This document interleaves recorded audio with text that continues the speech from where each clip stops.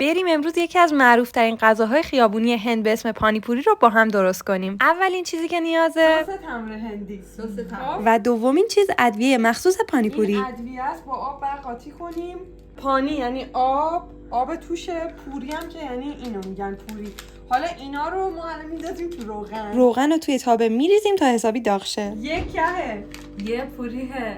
بعد از اینکه روغن حسابی داغ شد، پوریا رو دونه دونه توش میریزیم تا اینجوری بشه. حالا برای مواد داخل پوری سیب زمینی‌ها که از قبل پختیم له می‌کنیم، پیاز و گوجه هم خورد می‌کنیم. حالا ادویه پانیپوری رو با آب سرد مخلوط می‌کنیم. اینم از سس مخصوص تمر هندی برای پانیپوری. این چیز گردی که می‌بینید بهش میگن پوری. با ته قاشق یا انگشتتون باید سوراخش کنید، داخلش رو با سس تمر هندی و سیب زمینی و گوجه و پیاز و آب مخصوصش پر بکنید و نوش جون. برام بنویسین ببینم تا حالا خوشمزه ترین غذایی که امتحان کردین چی بوده. It's very good. Very good. X number.